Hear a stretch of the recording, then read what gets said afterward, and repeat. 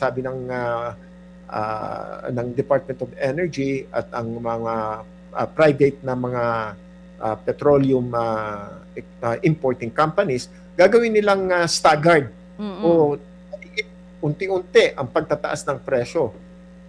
Naisip ko, sabi ko, kung pwede pala nilang ipagpaliban ang pagpatataas ng presyo, bakit hindi nila gawin na mas matagal ang pagpapataw ng mas mataas na presyo? Siguro yun po ang isa pang pwede nating pag-usapan, i-negotiate sa mga kumpanya at tingnan po natin kung ang presyo na nakatakda sa open market ay yun din po yung presyo na ipinapataw po sa merkado po dito. At tingnan din po natin gaano ba ang inaalaw natin na tubo? Kasi po ang tubo na nakukuha dito ay hindi na natin natatrack down, pero ang sa pantaha ng maraming analyst dito, malaki ang tinutubo ng mga petroleum importing companies dahil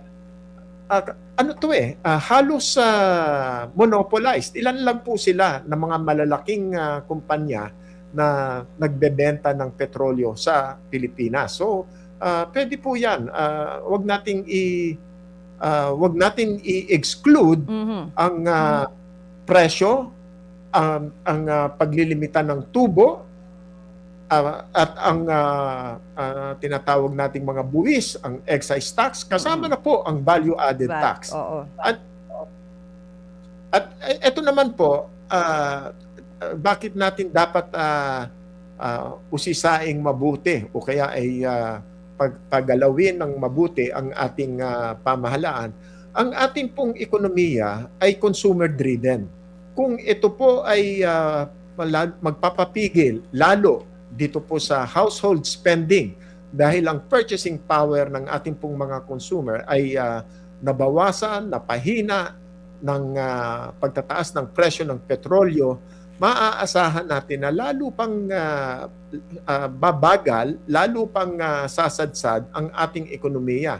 Ngayon po, ngayong first quarter, sigurado na po ang epekto nito sa first quarter ay magpapabagal sa ating ekonomiya.